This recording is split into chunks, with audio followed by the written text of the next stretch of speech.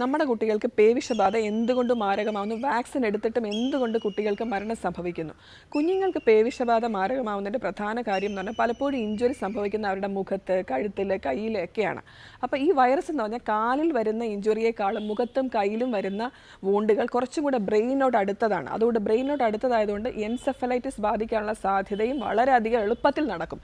കാരണം നാം മനസ്സിലാക്കേണ്ട പ്രധാന കാര്യം എന്ന് വെച്ചാൽ റേബീസ് വൈറസ് ഒരു ന്യൂറോട്രോപ്പിക് വൈറസാണ്. നമ്മുടെ ഇഞ്ചുറി കൂടി ഞരമ്പുകളിൽ കടന്ന് നേഴ്സിൽ കടന്ന് അത് പെട്ടെന്ന് തന്നെ നമ്മുടെ ബ്രെയിനെ ബാധിക്കുകയാണ് ചെയ്യുന്നത്. അപ്പോൾ മുഖത്ത്, കഴുത്തിൽ, കയ്യിലൊക്കെ ഒരു വൂണ്ട് വന്നാൽ അത് കുറച്ചുകൂടെ ബ്രെയിനിലോട്ട് ക്ലോസ് ആണ്. അപ്പോൾ ബ്രെയിനിൽ പെട്ടെന്ന് ബാധിക്കാനുള്ള സാധ്യത വളരെ എളുപ്പമാണ്.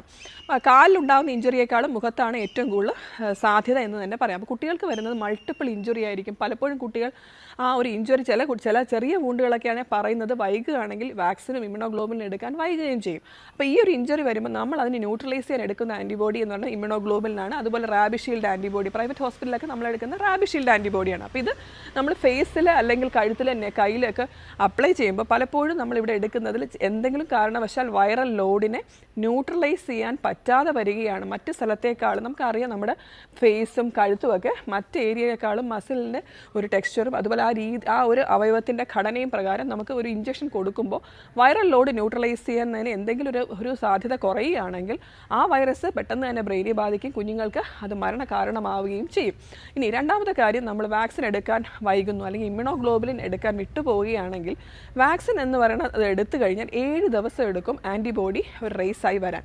അപ്പോൾ ഇമ്മ്യൂണോഗ്ലോബുലിൻ എടുത്താൽ മാത്രമേ ആ സമയത്ത് പെട്ടെന്നുള്ളൊരു ആൻറ്റിബോഡി റൈസ് ഉണ്ടാവുകയും അണുബാധ അല്ലെങ്കിൽ വൈറസിനെതിരെ പ്രവർത്തിക്കുകയും ചെയ്യുകയുള്ളൂ. അപ്പം ഇമ്മ്യൂണോഗ്ലോബുലിൻ എടുക്കാൻ വൈകുന്നു, ഇമ്മ്യൂണോഗ്ലോബുലിൻ ശരിയായ രീതിയിൽ ന്യൂട്രലൈസ് ചെയ്തില്ല എന്നുണ്ടെങ്കിൽ വൈറസ് ബാധ കൂടുകയും കുഞ്ഞിന് മരണം സംഭവിക്കാനുള്ള സാധ്യത കൂടുകയും ചെയ്യുന്നു. അപ്പോൾ ഇത് തടയാൻ വേണ്ടിയിട്ട് നമുക്ക് ഇപ്പോഴത്തെ നമ്മുടെ സാഹചര്യത്തിൽ ഒരുപാട് കേസസ് വരുന്നുണ്ട്. നമുക്ക് പ്രീ എക്സ്പോഷർ പ്രൊഫൈലാക്സിസ്, അതായത് നേരത്തെ തന്നെ വാക്സിൻ എടുക്കുന്നത് ഗുണകരമാണോ എന്ന് ചോദിച്ചാൽ തീർച്ചയായും ഗുണകരമാണ്, നമുക്ക് റെക്കമെൻഡഡുമാണ്. അത് കുട്ടികൾക്ക് എടുക്കാവുന്നതാണ്. കുഞ്ഞുങ്ങൾക്ക് 3 ഡോസസ്, മുതിർന്നവരെ പോലെ തന്നെ 3 ഡോസാണുള്ളത്. ഈ ഡോസ് എടുത്തു കഴിഞ്ഞാൽ വീണ്ടും ഒരു കോണ്ടാക്റ്റ് വരികയാണെങ്കിൽ നമ്മൾ വീണ്ടും 2 ഡോസ് എടുക്കേണ്ടതുണ്ട്. പക്ഷേ ഡിലേ വന്നാലോ അല്ലെങ്കിൽ ഇമ്മ്യൂണോഗ്ലോബുലിൻ എടുത്തില്ലെങ്കിലോ ഒരു കുഴപ്പവുമില്ല. ഇമ്മ്യൂണോഗ്ലോബുലിൻ എടുക്കേണ്ട ആവശ്യം മിക്കപ്പോഴും വരാറുകയില്ല. കാരണം കുഞ്ഞിന് മരണസാധ്യതയും തീർത്തും തന്നെ ഒഴിവാക്കാനും സാധിക്കും. കാരണം ഈ ആൻറ്റിബോഡി റേസ് ചെയ്ത് ബ്ലഡിൽ എപ്പോഴും ഉണ്ടായിരിക്കുകയും ചെയ്യും. അപ്പോൾ കുഞ്ഞിനൊരു കോണ്ടാക്റ്റ് വരുമ്പോൾ അങ്ങനെ പെട്ടെന്നൊരു അപകടം ഒരിക്കലും സംഭവിക്കുകയില്ല. കുഞ്ഞുങ്ങളുടെ ആരോഗ്യകാര്യത്തിൽ ഈ ഒരു അറിവ് വളരെ ഇമ്പോർട്ടൻ്റ് ആണ്.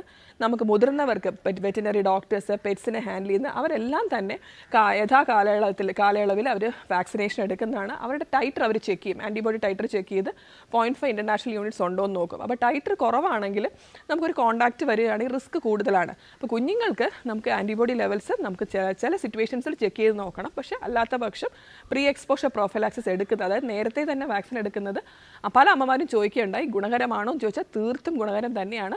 നിങ്ങളുടെ ഡോക്ടറോട് ചോദിച്ചിട്ട് അവരുടെ റെക്കമെൻഡേഷൻ പ്രകാരം അത് എടുക്കാവുന്നതാണ്. ഇൻട്രാഡെർമൽ ഷെഡ്യൂളും ഇൻട്രാമസ്കുലർ ഷെഡ്യൂളുമാണ് ഉള്ളത്. അതായത് ഇൻട്രാഡെർമൽ ഷെഡ്യൂൾ എടുക്കുമ്പോൾ 0.1 ml ആണ് നമ്മൾ കൊടുക്കുന്നത്. അപ്പോൾ 2 കുട്ടികളെങ്കിലും ചെന്നാൽ മാത്രമേ അത് നമുക്ക് ഗവൺമെൻറ് സെക്ടറിൽ നിന്ന് എടുക്കാൻ പറ്റുകയുള്ളൂ. അല്ലാത്ത പക്ഷം പ്രൈവറ്റ് ഹോസ്പിറ്റലിൽ ഇൻട്രാമസ്കുലർ ഷെഡ്യൂളാണ് എടുക്കുന്നത്. നിങ്ങൾക്ക് നിങ്ങളുടെ പീഡിയാട്രിഷ്യനോട് കോൺടാക്ട് ചെയ്തിട്ട് എടുക്കാവുന്നതാണ്. അപ്പോൾ ഈ ഒരു കാര്യം എല്ലാവരും അറിഞ്ഞിരിക്കുക. കുഞ്ഞുങ്ങളുടെ ആരോഗ്യ കാര്യങ്ങൾ വളരെ ഇമ്പോർട്ടൻ്റ് ആയ ഒരു വിഷയമാണ്. കുഞ്ഞുങ്ങൾക്ക് റേബീസ് തടയാനുള്ള, പേവിഷബാധ തടയാനുള്ള വാക്സിനെ പറ്റിയുള്ള അറിവ്.